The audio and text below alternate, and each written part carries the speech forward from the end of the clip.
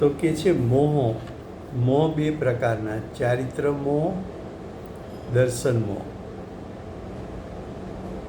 દર્શન મોહમાં આપણે બતાવ્યું કે મિથ્યાત્વ, જીવના વિપરીત અભિપ્રાય એ જીવના પરિણામ, અને દર્શન મોહનીય કર્મનો ઉદય એ અજીવ મોહ. ચારિત્ર મોહમાં જીવના 3 પરિણામ લે છે: અવિરતિ, પ્રમાદ અને કસાય.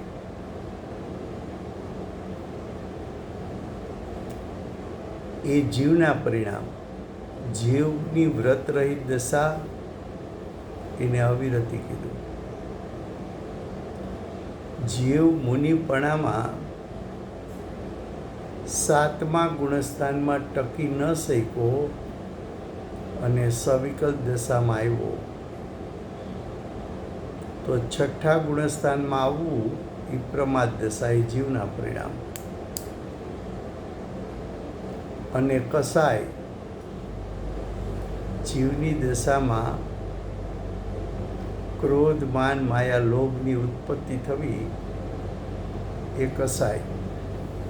એ બધા જીવના પરિણામ છે. માટે એ જીવ મોહ કહેવાય છે. એની સામે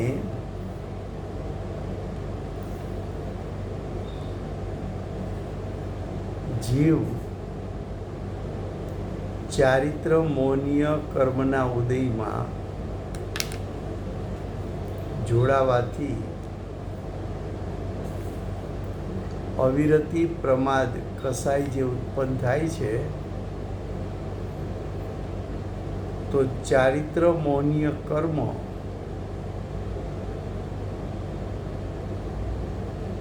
એને અજીવ મોહ કહેવામાં આવે છે. હવે આગળ કે છે, એવી જ રીતે ક્રોધાદિ કસાયો. ક્રોધાદિ એટલે ક્રોધ, માન, માયા, લોભ, હાસ્ય, રતિ, અરતિ, શોક, ભય, જુગુપ્સા, એ બધા પરિણામ કસાય અને નો કસાયો જીવમાં પણ થાય છે. સામે એવા કર્મ છે, બધા અજીવ કસાયો છે. આ સર્વભાવ કહેતા મિથ્યાત્વ, અજ્ઞાન, અવિરતિ,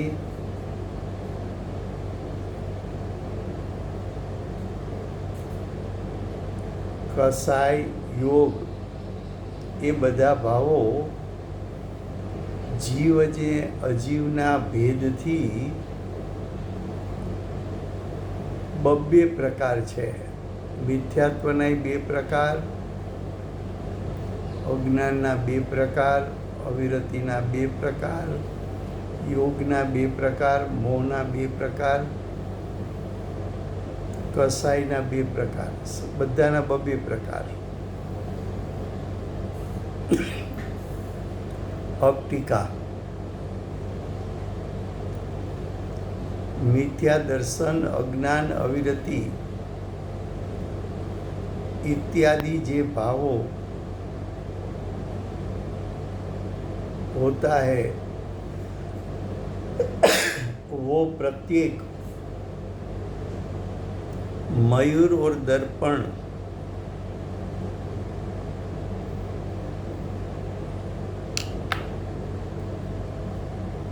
की माफिक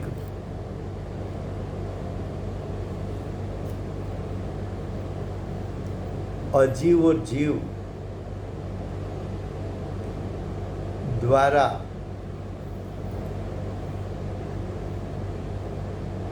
भाववामा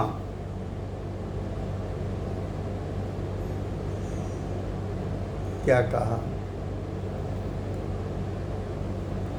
कि एक तरफ मयूर यानी मोर है, दूसरी तरफ दर्पण है, यहाँ मयूर का असल स्वरूप जैसा दिखने में आएगा,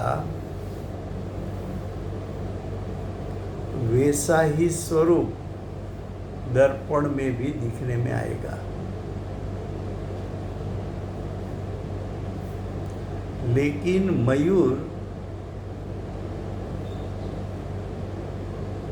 मयूर के भाव, वो मयूर की सत्ता में उत्पन्न हुआ है,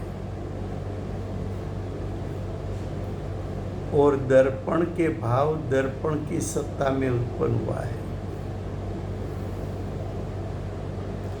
मयूर दर्पण वाला मयूर नहीं है, और दर्पण वाला मयूर असल मयूर नहीं है, वास्तविक मयूर नहीं है। फिर भी आपको ऐसा लगेगा कि जो वास्तविक मयूर है, ऐसा ही मयूर दर्पण में दिखने में आता है।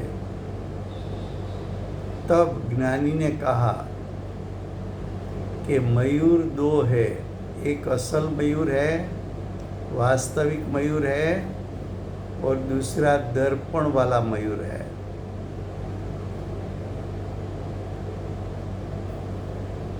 वैसी तरह यहाँ जीव मिथ्यात्व, अविरति, प्रमाद कैसा योग रूप होता है, वो जीव की सत्ता में मिथ्यात्व, अविरति, प्रमाद कसाई उत्पन्न हुआ है।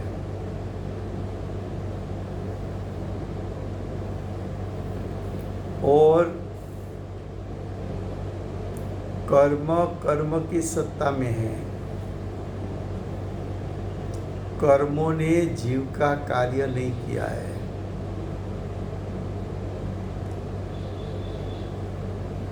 उदय आया इसलिए जीव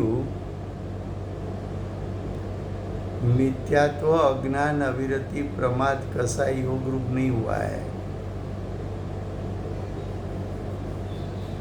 देखो क्या कहते हैं टीका में।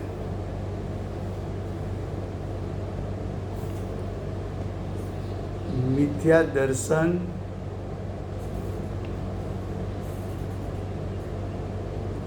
अज्ञान, अविरति इत्यादि जो भाव है, वो प्रत्येक भाव मयूर और दर्पण की तरह अजीव और जीव के द्वारा किए में आए हुए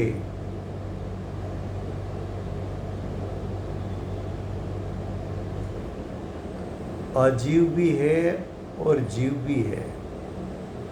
जीव ने जीव का भाव किया, अजीव ने अजीव का भाव किया।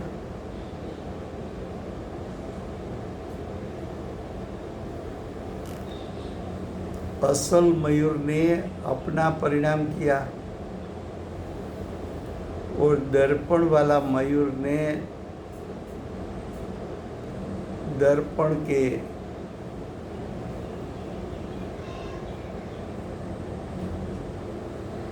परिणाम किया।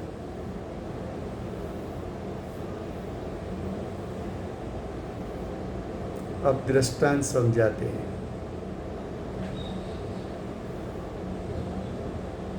जिस प्रकार जो मयूर के भिन्न भिन्न रंग है,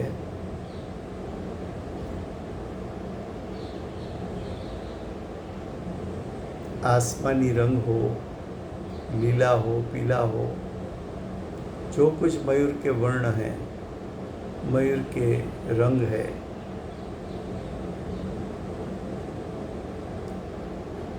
वो भाव तो मोर के स्वभाव से, मोर के माध्यम से किया हुआ है।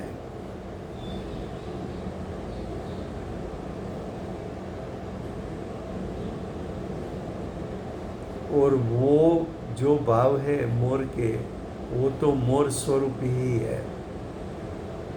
वो भाव मोर से भिन्न भी नहीं है। ये पहले मोर की बात बताई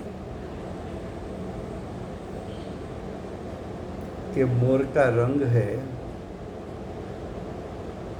आसमानी रंग हो, नीला रंग हो, पीला रंग हो, कुछ उसमें चमकते हुए रंग हो। वो तो असल मोर के परिणाम है। वो मोर यानी मयूर के ही परिणाम है और वो मयूर स्वरूप ही है। वो परिणाम मयूर से भिन्न नहीं है, इसलिए वो मोर ही है। अब आगे, और दर्पण में प्रतिबिंबित दिखता हुआ जो मोर का रंग था असल, उसका प्रतिबिंब दर्पण में पड़ा। और जो मोर के असल रंग थे, ऐसे ही रंग आपको दर्पण का लगेगा।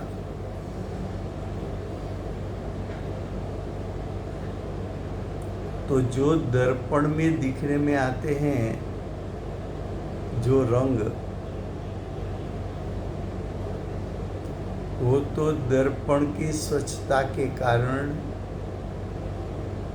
है। वो दर्पण में ऐसा विशिष्ट स्वभाव है कि पर के संग में दर्पण में ऐसा स्वरूप प्रतिबिंबित होवे। तो जो प्रतिबिंब है वो तो दर्पण का कार्य है, वो मयूर का कार्य नहीं है।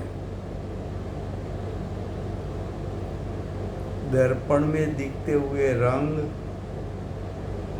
वो दर्पण के विशिष्ट परिणाम है। दर्पण में ऐसी योग्यता है कि ऐसा परिणाम रूप हो सके। तो एक तरफ असल मयूर का रंग है, दूसरी तरफ वैसे ही दर्पण में रंग दिखते हैं। तो दर्पण में रंग दिखे वो किसका कार्य? मोर का कार्य कि दर्पण का कार्य? क्योंकि मोर तो मोर की स्वसत्ता में रहकर अपना अपना स्वरूप दिखा सकता है, लेकिन मोर दर्पण में प्रवेश नहीं कर सकता। मोर दर्पण के परिणाम का कर्ता नहीं बन सकता। तो मोर जैसे रंग दर्पण में दिखने में आया वो किसका कार्य है?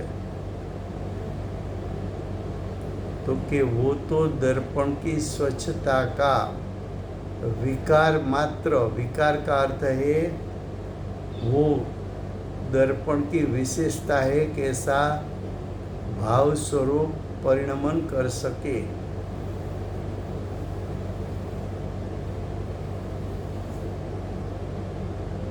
जब बाह्य का निमित्त ऐसा मिले तो ऐसी नैमित्तिक दशा दर्पण में हो सके, ऐसी दर्पण की विशेषता है, उसके कारण ये परिणाम दिखने में आया। वो दर्पण का परिणाम है। तो एक असल मोर है दूसरा दर्पण वाला मोर है। मोर दो प्रकार के, एक जीव मोर, दूसरा अजीव मोर। एक असल मोर, एक दर्पण वाला मोर। वहां बताया था ना, मिथ्यात्व दो प्रकार का, एक जीव मिथ्यात्व, दूसरा अजीव मिथ्यात्व। जब कर्म का उदय आया तो कर्म का तीव्र उदय मिथ्यात्व का आया, वो तो अजीव मिथ्यात्व है। और जीव उसमें जुड़ गया तो जीव में ऐसी योग्यता है कि दर्शन मोह को उत्पन्न कर सके। तो जीव की सत्ता में जो दर्शन मोह उत्पन्न हुआ वो जीव मिथ्यात्व है। अजीव मिथ्यात्व, मिथ्यात्व कर्म का उदय। जीव मिथ्यात्व दर्शन मोह रूप परिणमित होना, मिथ्यात्व भाव मिथ्यात्व रूप जीव का परिणमन, वो जीव मिथ्यात्व। ख्याल में आता है? फिर से गुजराती में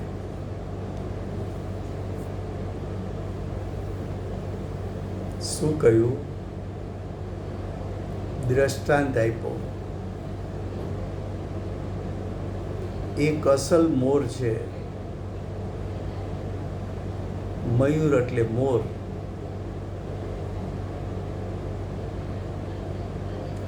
મોરના વિવિધ રંગો છે.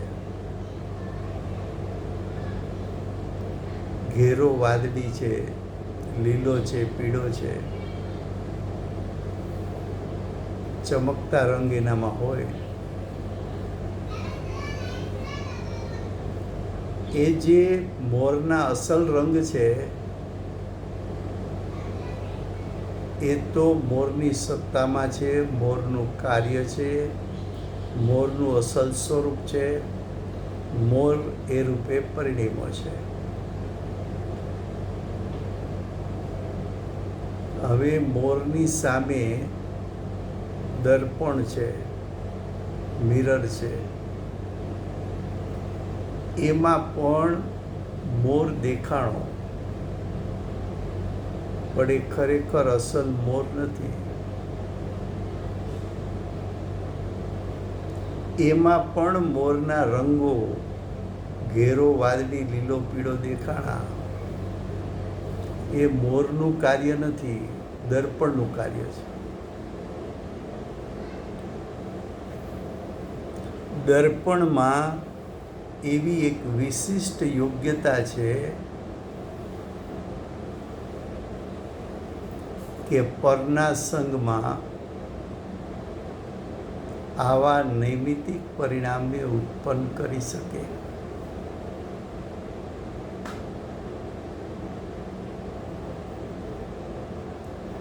તો એક મોર અસલ છે, બીજો મોર તો અજીવ અચેતન જળ છે, જે અરીસામાં પ્રતિબિંબિત થાય છે.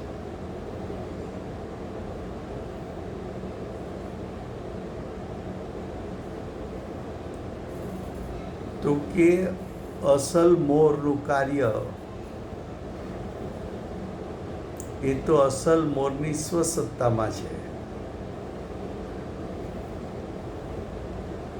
અને દર્પણમાં દેખાતા મોરના રંગો એ તો મોરનું કાર્ય છે. જો શું કહે છે? જેમ ઘેરો વાદળી લીલો પીળો આદિ ભાવો કે જેવો મોરના પોતાના સ્વભાવથી મોર વડે ભાવવામાં આવે છે.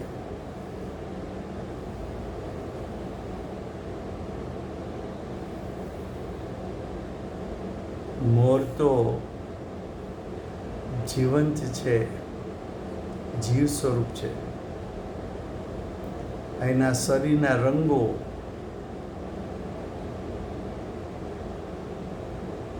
ઘેરો, વાદળી, લીલો, પીળો એ તો મોરનું અસલ સ્વરૂપ છે. મોરની સત્તામાં એ સ્વરૂપ જોવા મળે છે.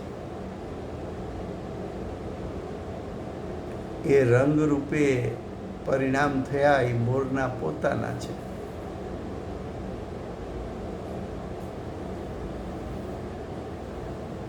પણ દર્પણમાં જે મોર દેખાણો એ કાર્ય અસલ મોરનું નથી. એ કાર્ય દર્પણનું છે. એ તો દર્પણની સ્વચ્છતાને કારણે અસલ મોર પ્રતિબિંબિત થયો.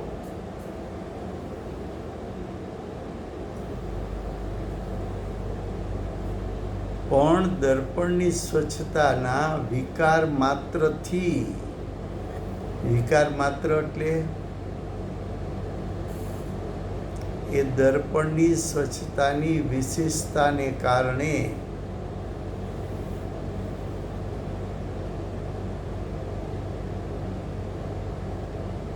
એ ઉત્પન્ન થયેલા ભાવો એ દર્પણ દ્વારા ભાવવામાં આવ્યા છે, દર્પણ દ્વારા ઉત્પન્ન કરવામાં આવ્યા છે.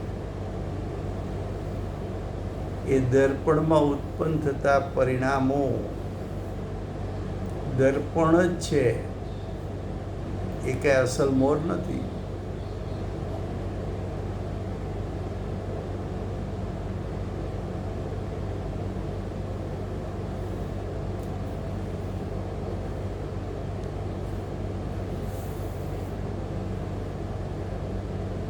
આવા કાળે અજ્ઞાની જીવ દર્પણની સ્વચ્છતા અને મોરનું પ્રતિબિંબ બે વચ્ચે ભેદરૂપ શ્રદ્ધાન અને જ્ઞાન કરી શકતો નથી. માટે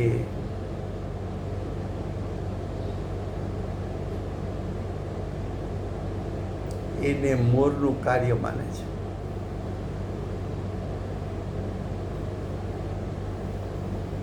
મોર એનો કરતા છે એમ માને છે. દર્પણ તો ભિન્ન દ્રવ્ય છે, મોર કાર્ય ક્યાંથી એનું કરે? દર્પણની સત્તા અને જીવ મોરની સત્તા, બંનેની સત્તા ભિન્ન છે.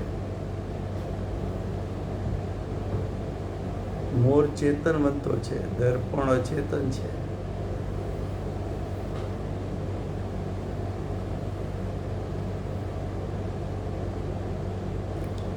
દર્પણમાં દેખાતા રંગો એ તો દર્પણ માટે વિકાર છે.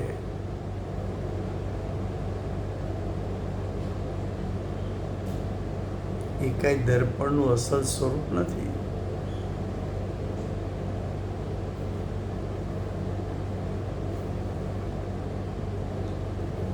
હવે એ વાતને સિદ્ધાંતમાં ઉતારે છે.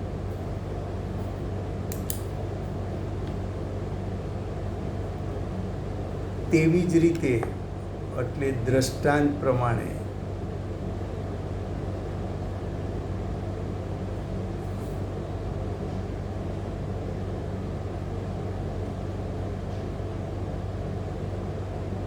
મિથ્યા દર્શન, અજ્ઞાન, અવિરતિ ઇત્યાદિ ભાવો કે જેવો અજીવના પોતાના દ્રવ્ય સ્વભાવથી અજીવ વડે ભાવવામાં આવે છે. શું કહે છે? આ મિથ્યા દર્શન એટલે દર્શન મોહનીય કર્મ.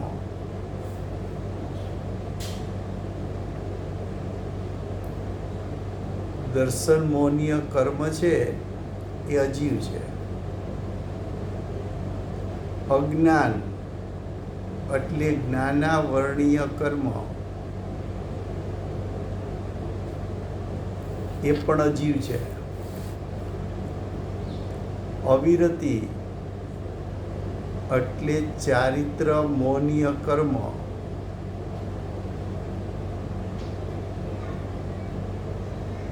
એ પણ અજીવ છે.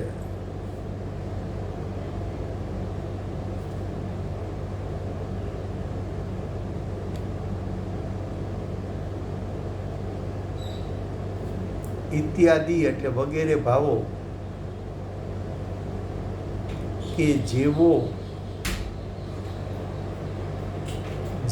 એટલે મિથ્યાત્વ, અજ્ઞાન ને અવિરતિ અજીવના પોતાના દ્રવ્ય સ્વભાવથી અજીવ વડે ભાવવામાં આવે છે, એટલે કરવામાં આવે છે.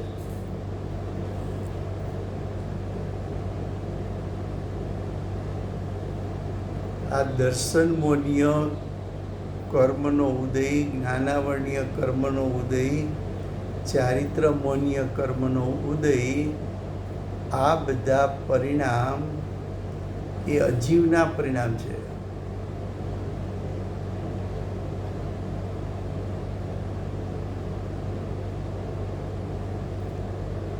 એ અજીવના પરિણામ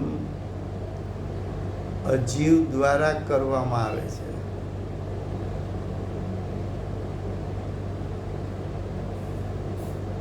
અને તેઓ અજીવ જ છે.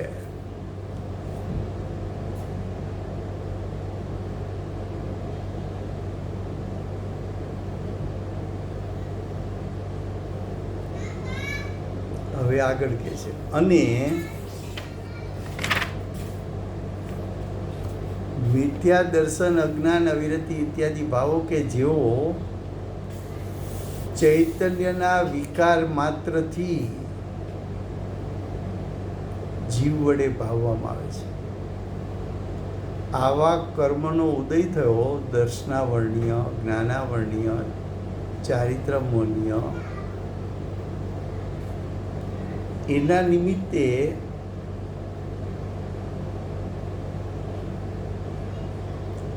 જીવની ચૈતન્ય જે શક્તિ છે એમાં જે વિશિષ્ટ યોગ્યતા છે એ વિશિષ્ટ યોગ્યતાથી જીવ મિથ્યા દર્શનરૂપ પરિણમો, અજ્ઞાનરૂપ પરિણમો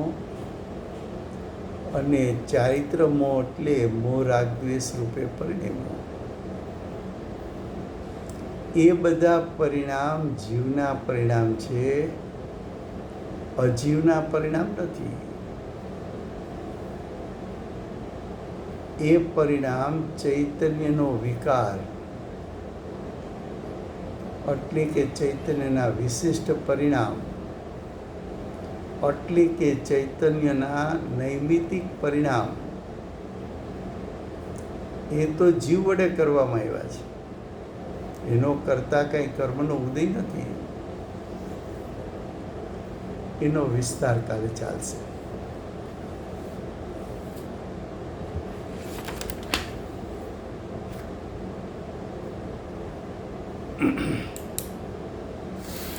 વર્તમાન 24ના આખરી તીર્થંકર